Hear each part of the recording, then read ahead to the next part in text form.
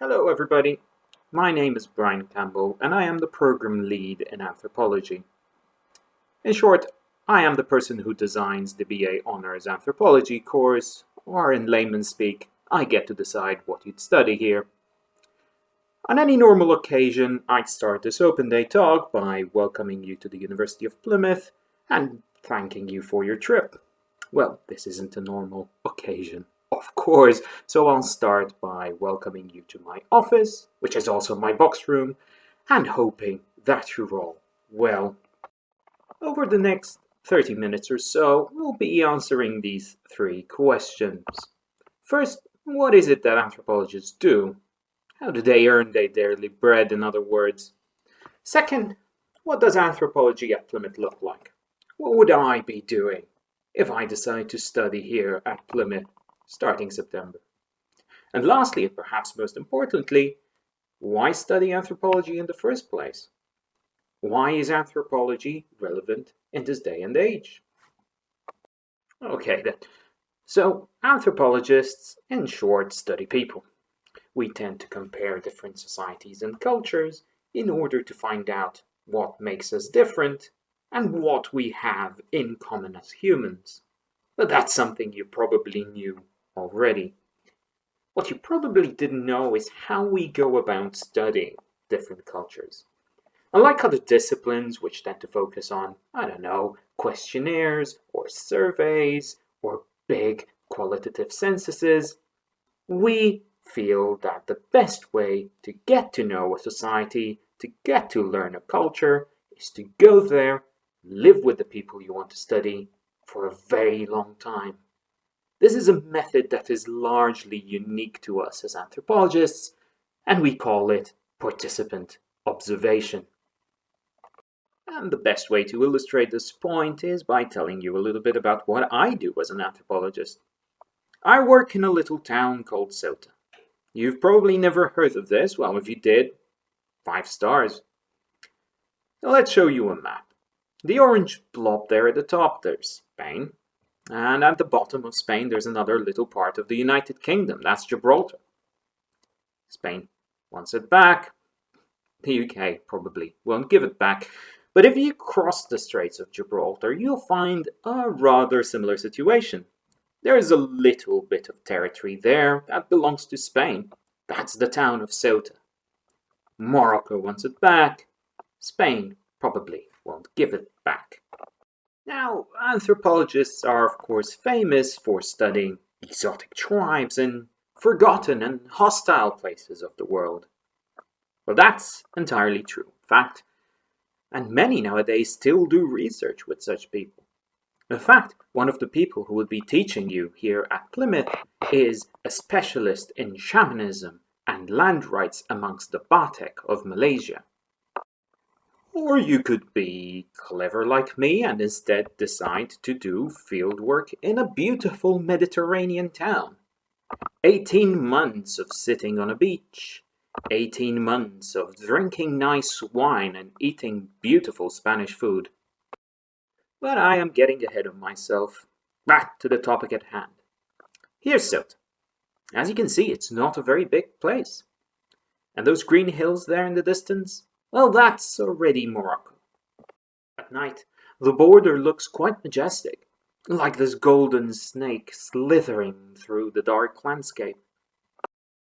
During the day, well, yeah, that's more like it. And when I went first to Ceuta in 2011, I was really interested in the goods, the people, the ideas that crossed not only between Spain and Morocco, but also, of course, between the EU and the rest of the world. But as I spent more time there, I started realizing that in focusing on the border, I was ignoring the Ceutans themselves, who truly make Ceuta quite a remarkable place. Now you would tell me, Brian, what are you doing? You changed your topic. But as an anthropologist, I will tell you, no, that's entirely normal. Once we get to a place, once we immerse ourselves in a place, we start seeing things that previously we couldn't. And in doing so, we start identify the really important things. Not only for understanding what humans are like, but also for the people we study themselves. Well, in order to understand Ceuta better, we need to know something about its history. The town was conquered originally in the 15th century by this incredible chap here in the middle, Henry the Navigator. Well, great name for somebody who got lost 3 times trying to find the town.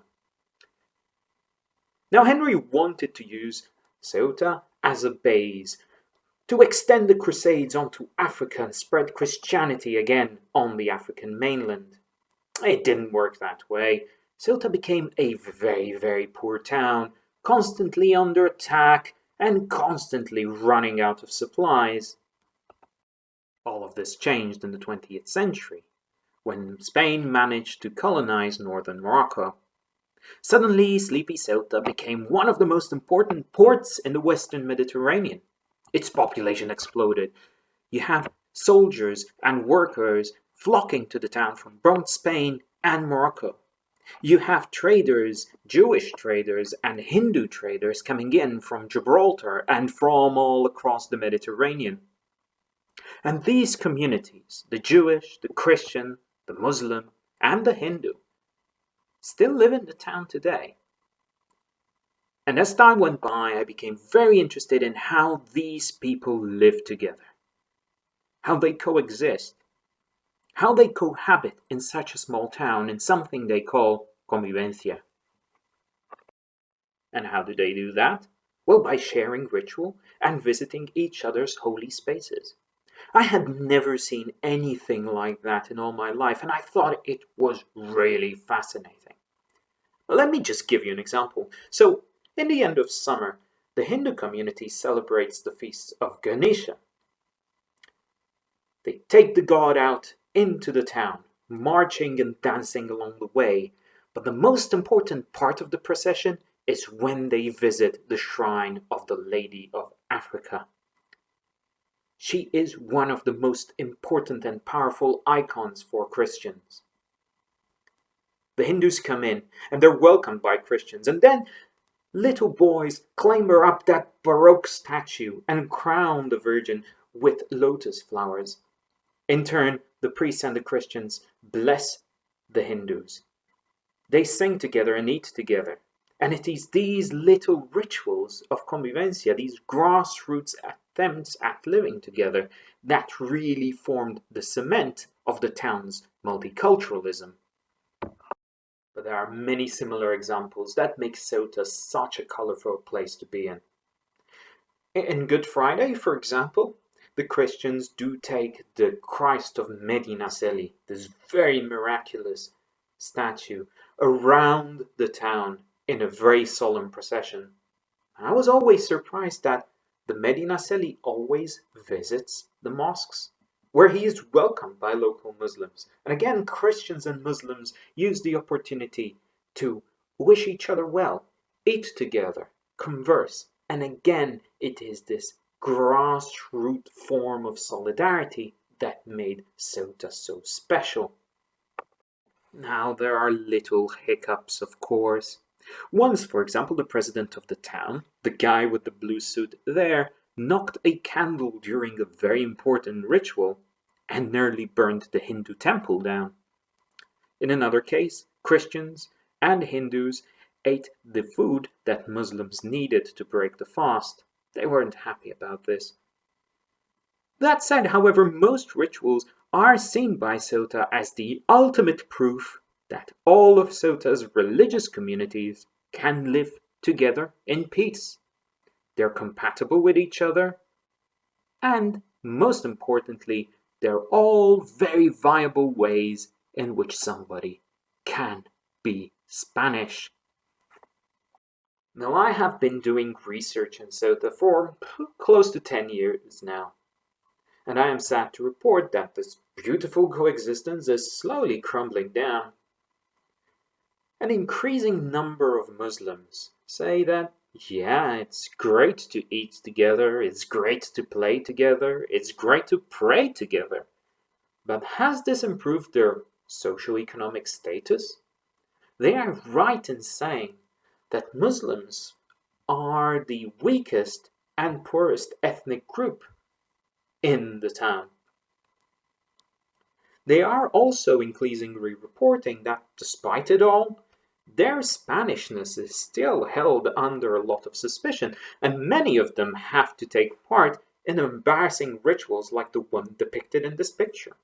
They have to go up and in public kiss the Spanish flag as a sign that they are Spanish above all else, that they would rather die for Spain than any other loyalty, including their religion. Christians are also increasingly suspicious of convivencia. They think that these rituals give Islam too much visibility on the town. And while that is not a problem per se, what if Morocco capitalizes on it? What if it goes to the United Nations, as it has done in the past, and say that this town, where half of the people speak Arabic and most of their feasts are Muslim feasts, should perhaps not be returned to Morocco? Why does it belong to Spain? It makes no sense. Many Christians are also afraid that this multiculturalism will be misunderstood by Madrid, who might ask, why do we have such a troublesome, complicated town where most of the inhabitants aren't even, in inverted commas, Spanish? Shouldn't we perhaps just get rid of it? These are things that worry Christians deeply, and it is one of the main reasons why most of them are joining incredibly vociferous and radical right-wing, xenophobic, racist movements. So that's what I do in the field. As you can probably tell, I'm not in the field now, so what do anthropologists do on a daily level? Well, they read a lot, and they try to see what their data contributes to what we know about humans. So let me just give you an example. In anthropological literature, and in sociology, and economics, and in political science, trust is seen as a good thing, with a capital G. Trust results in very happy companies, with employees ready to go the extra mile. They result in functioning multicultural societies where different ethnic groups are willing to help each other out. Well, my data suggested that there might be a darker element to trust. I focus on multiculturalism, but I still continue to do some kind of research with Moroccan laborers in Spain. Most of these work in the black market. That means that their relationships with their Spanish employers isn't bound by contract, but rather by something they call trust, or confianza in Spanish. Well, I kind of found that the person who decides what trust means and what a trustworthy worker is tended to be the strong one, of course. And in this case, Spanish employers were very good at twisting the definition of trustworthiness and trust in order to get extra work from their Moroccan employees. Work a little bit more. This is what good partners are all about, isn't it? Let me give you another example. In sociology or political science, a lot of ink has been spilled trying to figure out what governmental strategies, what rights, what duties ethnic groups need to be given in order to produce healthy multicultural societies.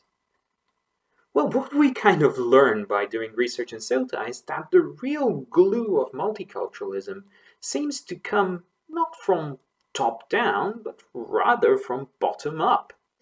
It is these groups together, the rituals they do spontaneously, their ability to eat together, to talk together, that creates some sense of multicultural solidarity. So perhaps what we should do as governments is not try to impose models on people, but fund and sustain and promote those tools, those resources, those rituals that groups themselves have created. And a final example, why not? Nowadays, we live in a world where far-right groups, populism, xenophobia are really the norm.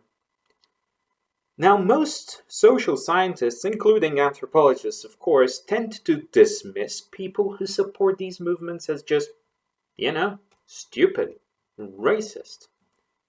But I don't think that is quite the case. What we learn from Ceuta is that people tend to support these movements largely because there are underlying anxieties at play. In the case of Ceuta, this anxiety comes from the possibility of Ceuta stopping being Spanish. So perhaps if we want to fight this increasing xenophobic, anti-Muslim, far-right mood that we're going through, we shouldn't just talk people down, but rather we should target their anxieties, understand their fears, and perhaps deal with the root causes of the problem. Okay, let's lighten the mood somewhat, and instead talk about what anthropology at Plymouth looks like. Specifically, I hear you asking through my screen, Brian, do I really need to wait so long before I come up with my own conclusions? And the answer is obviously not. Anthropologists record their field experiences in beautiful monographs, beautiful books called ethnographies. And there are literally ethnographies about everything you can think of, from technology to gender to sexuality to economics to ritual, religious conversion, myth, you name it. If people do it, I can assure you that anthropologists will be there to write about it.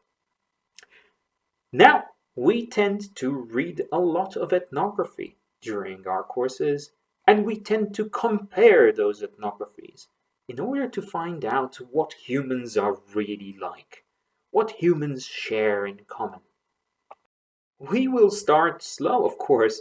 An introduction to anthropology, we will read some classics in the field. And in comparing them, we will learn some of the basic tools of the trade. We will learn to understand what ritual is, what kinship is, how hospitality works, why people give gifts to each other, and why those gifts create a sense of debt or reciprocity. Anthropology is one of those disciplines where the basics will stay with you for a long while. Just think about what I said. All I was really talking about when I described my fieldwork in Ceuta was ultimately ritual. These are things that I learned in my first few weeks doing anthropology a long time ago, admittedly. By contrast, coastal cultures is one of our specialist modules. These are modules that tend to focus on a particular theme. In this case, the relationship between humans and their natural environment, and to be even more specific than that, between humans and the marine environment. This is one of those cool modules where we get to study anything from traditional fishing practices to surfing or scuba diving, because, those too tend to use and shape our marine environment.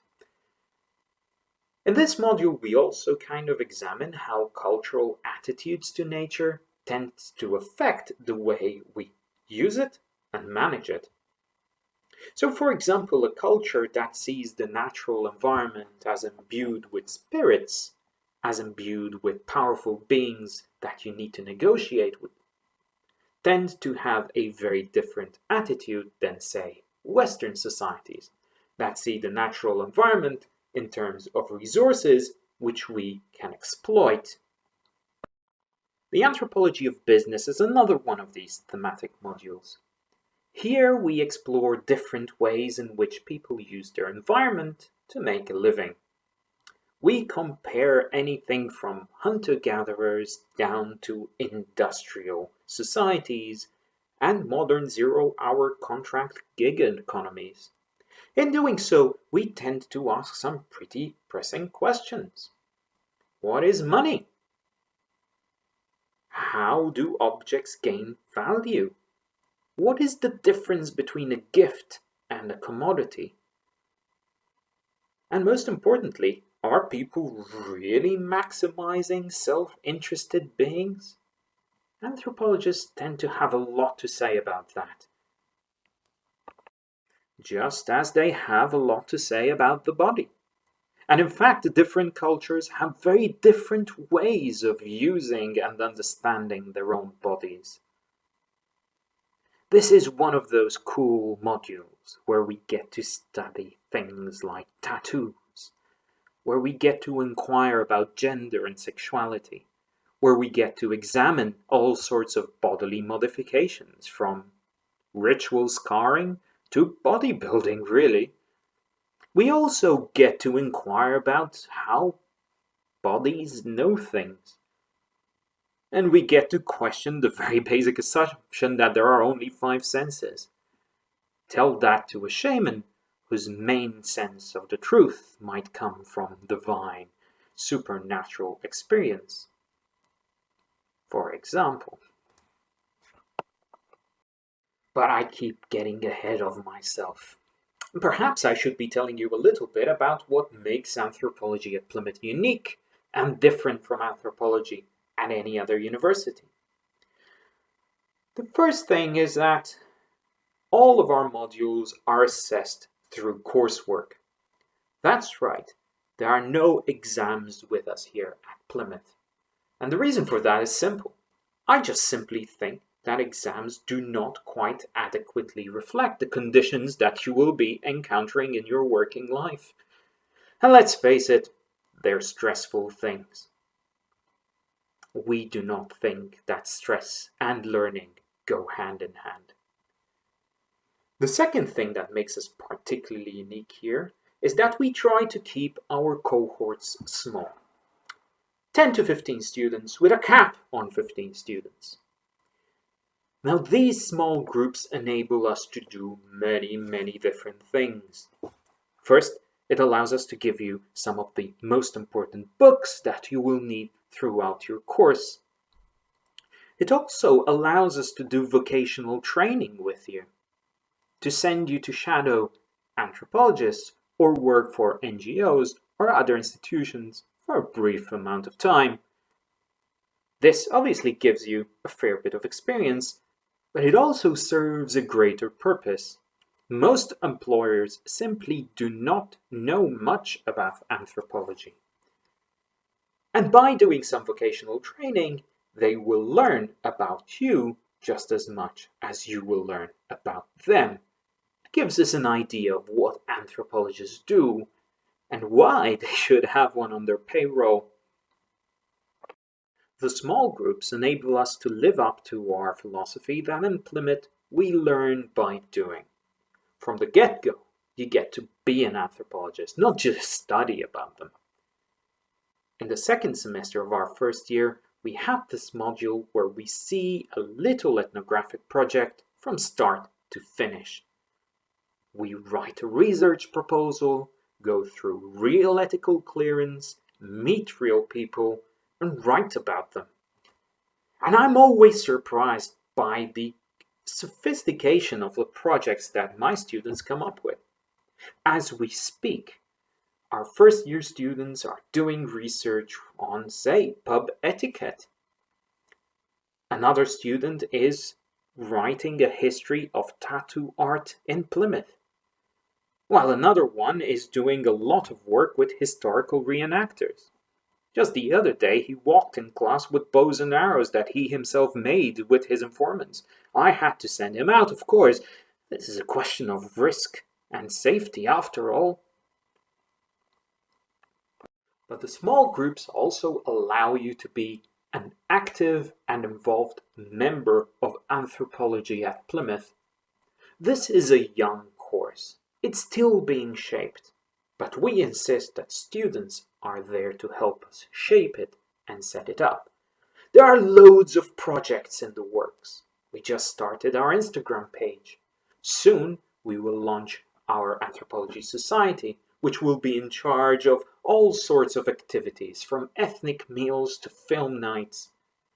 And yes, we also have important committees where students help shape the courses they want. And by coming here, you will be an invaluable member of the student body. You get a lot of experience shaping university policy and the way anthropology looks at this university. It allows you to leave a real footprint. Now, another thing that makes anthropology at Plymouth particularly unique is its history. Our course has emerged from the art history degree, and as such we still do retain a strong wish to teach you anthropologists how to be visually literate.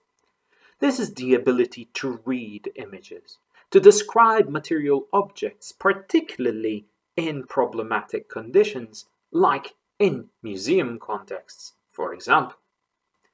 Accordingly, I, Dr. Brian Campbell, and you can see me on the top right there, will be joined by real specialists on material culture. You will be taught by Peter Bacody, who is a specialist of Renaissance art, by Dr. Jenny Graham, who specializes in Victorian art, by Dr. Ben Wiedel-Kaufman, who looks at modern art and graffiti, and by Dr. Dayan Aoki, who is a specialist in world history. And all of these will be teaching you how to read, use, and describe objects up to professional standards. Another thing that we will do here is give you the opportunity to improve your writing and describing capabilities. After all, these are core skills of any anthropologist. Dr. Alicia Saiska will be in charge of this.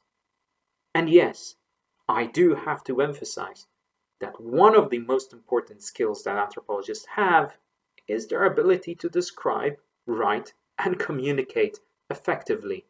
We want you to have those skills. Our focus on material history is reflected in modules such as this one, Cultural Practices and Context. Now this is a real student favorite. This is essentially when, as a cohort, we pack up and go to London and to Oxford for a couple of days. We get to visit places like the British Museum or the Pitt Rivers Museum in Oxford. And during this stay, we get to practice our skills for real. We get to see how different museums display objects, how they deal with the problems of restitution, for example, how they participate in co-curatorship, how they represent the peoples from whom those objects were originally taken. This is that module where you get to talk about really pressing and urgent topics, like the restoration of the Benin marbles, for example. And in fact, here's some of your future friends and colleagues on their field trip to the Royal Albert Memorial Museum in Exeter. We try to make the best of our southwestern heritage here at Plymouth. Be this the natural environment, and in fact our environmental anthropology modules tend to include field trips to Dartmoor or the coast, or the social heritage, and in your mini individual research projects you will be studying Plymouth's small subgroups, or its historical legacy. And in modules like the one we just talked about, you get to visit these museums and talk about the way they display objects. Okay then, let's start to work towards a conclusion and ask what is arguably the most important question. Why study anthropology? What kind of jobs and career would anthropology open up for me? Now, of course, I have to start by saying here that lecturing is an honorable and respectable profession. And I wouldn't exclude the fact that some of you would want to continue their studies, do an MA, a PhD, and perhaps land a job at university while you'd be lecturing and researching like I do. But even in such contexts, I have to insist that, regardless of what people say about us, we do not tend to keep our knowledge to ourselves. Quite the contrary, in fact. Very early on in my research, I realized that the people I was working with were very interested in what I had to say about their societies and about the challenges that their cultures were facing. And in fact, in this picture, look at me. There I am on a very important certain TV show talking about certain multiculturalism. This is another one of those occasions. Here I am talking again about those grassroots rituals, and in this case, we were discussing whether African migrants should be included as Ceuta's fifth culture, along with the Muslims, the Jews, the Christians, and the Hindus. My answer, of course, was obviously yes, as long as they're able to contribute to this ritual system, as long as they would be able to participate and invite people. Okay, so you don't want an academic career. That's slightly disappointing, but fine, understandable. So what can you do with anthropology? Well, a lot of things, actually. And I don't want to ramble on, I'll just give you a couple of case studies. The guy you see in this picture is Bertie. Bertie was a student of mine when I used to teach at Kent, a long time ago now. He was always interested in environmental anthropology, and particularly in why people would want to hunt illegally. Well, Bertie now is one of the major advisors on poaching for a major conservation NGO in Latin America. But there are many others. Take Victor, for example. For his BA dissertation, he decided to do some research with an insignificant NGO called the Dover Detainee Group. Well, after his BA, he decided to continue working with the NGO. He became its president, and now the Dover Detainee Group is one of the major NGOs in the United Kingdom when it comes to refugee rights. Hannah wrote her dissertation on environmental activism. A few years down the line, and she is a very important member of Extinction Rebellion Barcelona. You might have heard of it. She is about to start a PhD looking at the movement. Carrie, for example, wrote her dissertation on medical anthropology. Particularly, she was interested in midwifery. Well, now she's a nurse for the NHS, and she's actually, the last time I heard from her, quite active on the front line against coronavirus. She kind of still says that the way people perceive health, and the way they perceive disease, and the way they perceive medical staff is absolutely instrumental in her work. Then there's Joe. Joe is one of those interesting people who was particularly interested in economic anthropology. Particularly, he wanted to know why people buy stuff. Well, funnily enough, he now works for Quorn, the vegan company, and he is actually doing quite a bit of research with them as to why people buy those products, how they use them, and how they compare them with alternatives. There are more inspiring cases still. In this picture you will see a lady on the left. Her name is Rachel Shikluna, and she was in my cohort a long time ago when we did anthropology together in Malta. Rachel was always interested in writing about homes. She started doing research about domestic space, whether it is gendered, how people use it. And then later she became a real specialist in housing rights and housing law. Here you see her in an event that occurred a couple of months ago, really. She was instrumental in a task force that redrafted the entire renting law system in Malta. And as we speak, just to give you another case, some of my colleagues or previous colleagues from the Max Planck Institute for Social Anthropology, that's in Germany, are currently in Sudan trying to help the government draft a new constitution, hopefully one that would minimize intertribal warfare. But I think it's always important to terminate a presentation like this on a bit of a cheesy note.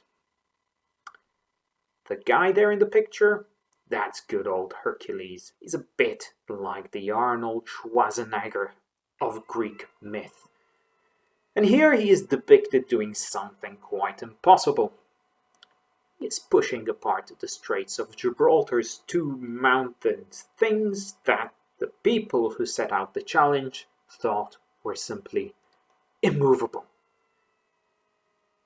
Now, if you do anthropology, I think you will become a little bit like good old Hercules here, in the sense that things that previously seemed obvious, natural, taken for granted, like, I don't know, gender, sexuality, marriage, national identity, economic behavior, well, you will actually start recognizing that they're very cultural in nature. And because they are cultural, they're also open to change and negotiation. And being able to negotiate and change these values is what ultimately leads to a fairer and more just society. And people who are able to do that negotiation and lead their social change aren't just good anthropologists, they're ultimately, and most importantly, the responsible citizens we need in the 21st century.